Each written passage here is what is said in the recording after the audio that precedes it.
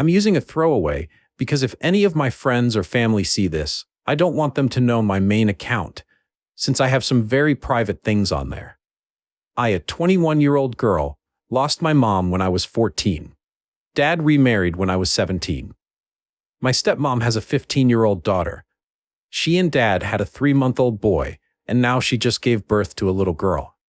Anyway, I have worked since I was 16 to have enough money to buy stuff for me. When I turned 18, Dad said I was now an adult and should start paying rent. It was only $500, a symbolic amount since he would still cover food and other essentials. I was mad and we fought, but in the end I accepted, and that was the arrangement until 7 months ago. Dad came to me saying I had 2 months to move out. Stepmom was pregnant, and they would need my room for the baby. Which is insane because they both have private offices. My stepmom doesn't even need one, since she's a stay-at-home mom since the birth of my baby brother. Nonetheless, they told me I had to move. By the way, just an addendum, me and stepmom get well fine. We don't fight or bicker. I don't think this was an evil stepmom moment, but who knows? Me and my stepsister are actually pretty close. I help her with homework and talk about her personal problems. I do love her very much. Back to the story. I didn't know what to do. I'm going to college. I want to be a civil engineer and work part-time. I don't have the means to live by myself. I called my aunt asking if I could move in with her for the time being, until I figured something out, offered to pay rent and all. She was aghast at what Dad was doing. She said I absolutely could live with her, no rent needed, but also said she was going to deal with my dad. The next day, Grandpa came to our house and they talked privately. I could hear my dad's angry voice, but couldn't understand anything being said. After a while, Grandpa came to my room and said I had 3 choices. The first was to continue living with Dad and stepmom like I was doing. Nothing would change except without paying rent. The second was moving in with him and Grandma, or my aunt. Third was to find a place of my own, and he would pay the rent and costs for me. He said I didn't need to choose now. I could keep living with Dad, and if I changed my mind to just tell him. I was actually relieved I could still live with Dad and that this madness was over. But the following days and weeks, Dad and stepmom were very hostile towards me, and I felt incredibly uncomfortable being in my own home. Even Cassie picked this up and asked me why they were angry at me. So I decided to move out and told Grandpa. He said he would take care of everything. Few weeks later, he moved me into one of his rental units. The apartment is lovely. He bought me a fridge, stove, and other essential items. He gave me a check for $15,000, saying this money is to help me start living on my own, and that as long as I am working or studying, I can live there rent-free for as long as I want. My dad and I have been in pretty low contact since I moved out. He never came to visit me, or I visited them. I miss them a lot, especially my stepsister, but I'm still hurt. 2 weeks ago, my stepmom gave birth. I visited them in the hospital. It was a little awkward, but nice seeing them and my baby sister. Anyway, a few days ago, Dad called me, saying he misses me, the children miss me, and I should move back home. He apologized for asking me to move out, etc., etc., etc., and I told him I would think about it. Yesterday, I visited my aunt and was telling her what my dad said, and my cousin laughed a little and said I'm sure he does. I asked what he meant, and that's when they told me a lot of until now unknown information. Basically, my dad's home is actually my grandpa's, as is my aunt's. Basically, the deal he made with me, he did with all his kids and some grandkids as well. He never wanted any of his family to have to worry about basic stuff like house and food, etc. When I called my aunt that time, she called Grandpa, who was furious with Dad, not only for kicking me out, but also for charging me rent. That day, he went to my dad's and tore him a new one and threatened to have him evicted. But now the petty part, you know that $15,000 Grandpa gave me? It's actually what I paid Dad in rent all that time, and now he's making Dad pay him back. Also, he's charging Dad $1,200 for the rent loss in the apartment I'm living in. Call me dumb or naive, but until now, I never realized my dad didn't make that much money. We lived in a great house, always went on vacations, and lived very comfortable lives, but I guess Grandpa has always been helping behind the scenes. Now my cousin thinks Dad is struggling. With 3 kids at home, a single income, and having to pay it back to Grandpa. So he says Dad wants me back because he imagines Grandpa will stop punishing him if I'm back living with them. Honestly, I don't know what to do. I'm actually loving living on my own these past 6 months, but I do really miss them. I miss my siblings. I miss the life we had before all of this, but I don't know if moving back home is the right answer.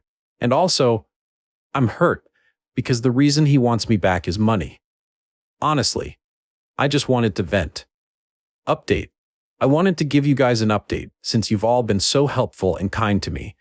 I was so overwhelmed by the support you gave me. Thanks 1,000 times. Before, just answering some questions people had. My aunt and grandpa are from my father's side of the family. My mom's side, unfortunately, I don't have much contact. My grandpa have passed away before mom. I have uncles and aunts. I see them once in a while, but they don't live close. I also have 2 other uncles from my father's side. I'm close to them, but not as close to my aunt. She was my rock when mom died. I consider her a second mom. My stepmom knew about the rent I was paying. It was implied stepsister would need to do the same when she turned 18. But I don't know if she knew. Dad didn't own the house or the extent of how much Grandpa has financially helped Dad. To the update. Monday, the day after my post, I called Dad and said I decided to not move back.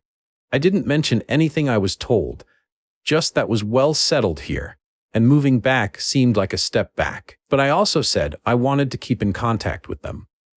They could invite me for dinner whenever they wanted, and I also said I would love for my stepsister and brother to be able to spend time with me here at home. He was disappointed, and I didn't feel any angriness in his tone at least. But he basically said, we'll see, and left at that. I was also disappointed. But then Friday he called me, asked me if I wanted to have lunch on Sunday, today. I said I already had plans with Grandpa and Grandma, and he asked when I would be free. So we scheduled dinner for Thursday. I haven't told any of this to my stepsister. We talk and text regularly.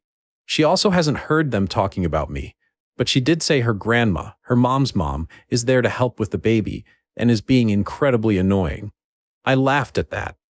I wanted to offer her a sleepover here, but didn't want to get her excited just for Dad to say no. So I'll try talking with them Thursday. The big update is that I've just come back from visiting Grandpa. We spent a lovely day together. But I also said I wanted to know everything that was going on. I wasn't a kid anymore, and I felt like living in lies. The most important things were things my cousin and aunt told me last week. But there were a few more. Grandpa had been subsidizing quite often our basic needs, like school, healthcare, etc., because Dad has not 1 cent saved up, according to Grandpa. Also, my college fund was mainly contributed by him and Mom before her passing. I guess that makes sense. I was also dumb to not realize this sooner. He also has set up funds for my baby siblings, and also one for my stepsister, because he didn't want her to feel excluded and not have the same opportunities as her siblings. This man is incredible. I love him so much. And yes, I'm very, very lucky. I've seen so many people commenting on this, not in a derogatory way, but being very supportive and nice. I know I'm very privileged to have Grandpa and family members who can afford and are willing to help me. I hope one day I can help others the way they are helping me. Anyways, I also expressed worries about Dad's financial situation, and he assured me Dad is fine, more than fine. He will have to be less frivolous with money for a while, but that he would never let any of his kids or grandkids suffer or be in need for anything. As many of you said, he's trying to teach Dad a lesson.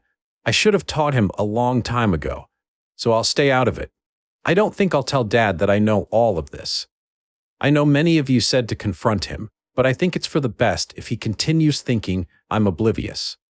Lastly, we talked about why Dad kicked me out. He didn't have an answer either. I could see he and Grandpa were very hurt by what Dad did. He said he asked for an explanation, but got none. That's it for now. I'll continue trying to have a relationship with my siblings outside of my dad and stepmom. I also try to schedule some weekly dinners with them. I know what you guys said about my father is mostly true, but I need to at least try to have a relationship with him, if not for him, for my siblings, and for me. But don't worry, I won't let him hurt me anymore. Small update. Grandpa are punishing my dad. Dinner went well. spend the weekend with my sister. There isn't much of an update, but some people message me asking about how the dinner was. So last Thursday, I went there after work. Gosh, I miss my siblings so much, and I spend the majority of the time with them. My baby brother is not a baby anymore. He has grown so much. My baby sister is so cute. I could eat her alive. I never want to be apart from them anymore. It doesn't matter what happens. Cassie, I said her name once in my original post by mistake. She's my stepsister, is the only one I maintained regular contact through calls and text. She's just an amazing person as well. She knows I didn't move out in the best of circumstances, but doesn't know the details or anything about the money. I asked if she wanted to have a sleepover at my house sometime, and she was thrilled. If I hadn't stopped her, she would have started packing at that second. My stepmom's mom was still there to help with the baby. And guess where she's staying? In my old bedroom. They transformed it into a guest room. And the baby room was stepmom's old office, because it's closer to the master. Honestly, that hurt a little. I've only met my stepmom parents a few times. They were always nice to me. This time she kept looking at me weird, all the time. Didn't matter where I was or where I moved, she was keeping track of me, like she was expecting me to try and steal something. When I was holding the baby, didn't leave my side. Anyway, apart from that, dinner went as well as you can imagine. A little awkward, but I was glad I could see my siblings and spend a few hours playing with them. At the end, I mentioned Cassie having a sleepover on the weekend. Her grandmother started saying that absolutely not, Cassie would not go. But to my surprise, stepmom stopped her. She said if Cassie wanted, I could pick her up Saturday after soccer practice. For dinner, that was that. When I was leaving, stepmom gave me a really tight hug. So many people were saying how she's just an evil stepmom that I kind of started to believe. But as I said in my first post, we always had a good relationship. I was very confused and emotional. Saturday afternoon, I picked Cassie. We watched Inside Out 2. Then we ate shawarma for the first time, which is basically a meat burrito. I don't see the difference. It was so good to spend the day with her. I'm so glad to have her in my life. Sunday, I dropped her off and went inside to see my other siblings. Dad wasn't there. He was out meeting a work friend. Some people ask what my dad does. He's a lawyer, and stepmom used to work for an advertisement company, but is now a stay-at-home mom. We have another dinner scheduled for Friday. I don't know if I'll ever find out exactly why they wanted me to move or why charge me rent. I don't want to touch the subject now because I don't want to jeopardize my relationship with my siblings. So I don't know if I'll have any more updates since things are settling down and it is now just life. But if I find out in the future, I'll update. You guys have been incredible. Thanks so much for all the words of kindness and support you gave me. Talking it out and then reading your replies have helped immensely. I also took people's suggestions and did therapy. And this Friday will be my first session. New update. So things blew up a little, and I don't even know where to start. I still haven't processed everything I've been told. Since my last update, things have been normal from my side.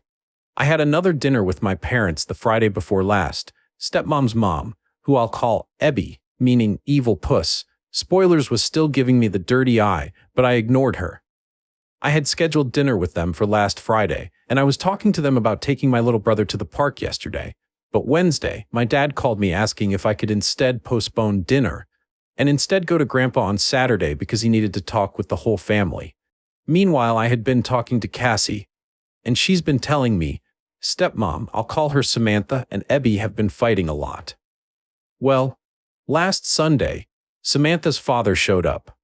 I'll call him Labby, meaning lying bastard. There's a big fight, and Labby and Ebby go back home on Monday. So yesterday afternoon, I went to Grandpa. My aunt was there as well. Then Dad and Samantha arrived with Cassie.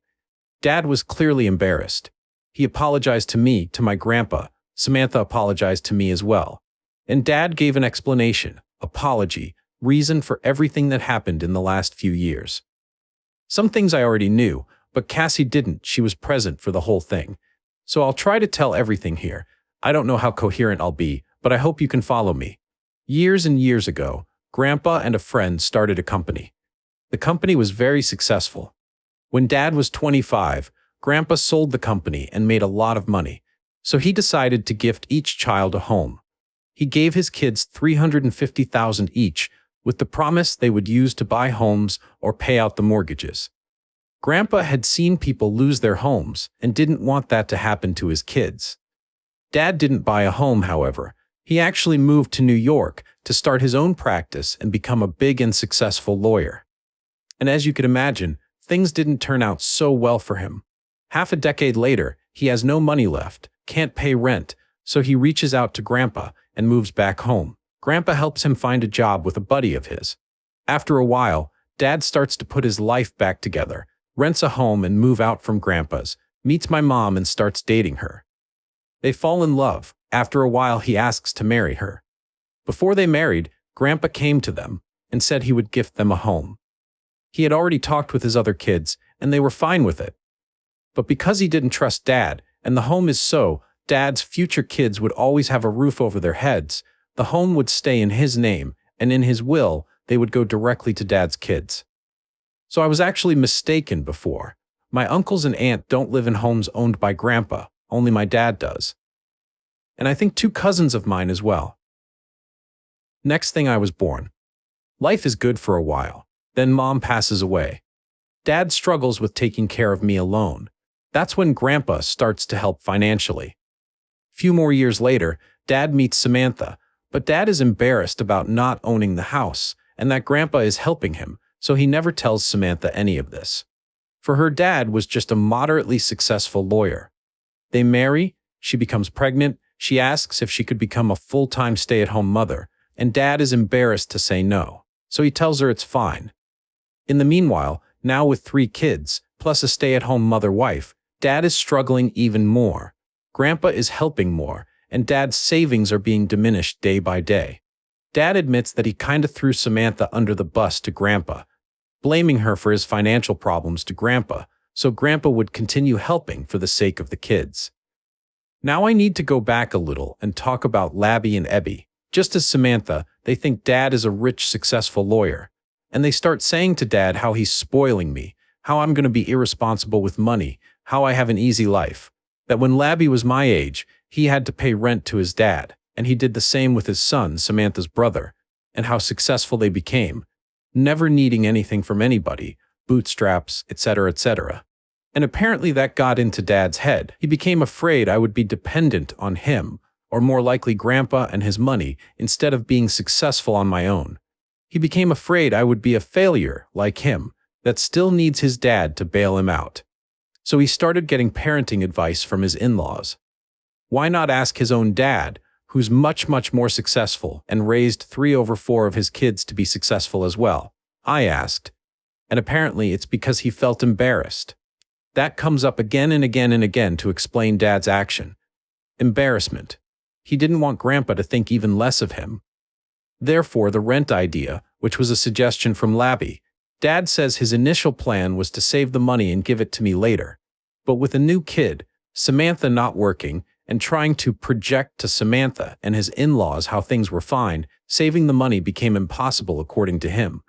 By the way, he also lied to me here at the time, saying it's a normal thing to do, that Grandpa had done it to him and his kids. Which is a lie I discovered 8 months ago.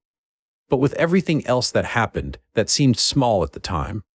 There's a detail that I didn't disclose in my previous posts because it didn't matter, or so I thought. And that is, I'm part of the LGBTQIA+ community. I don't hide this fact. In fact, I was already out to my mom before her passing, but it's not something I advertise either. That'll become relevant later. Anyways, continuing.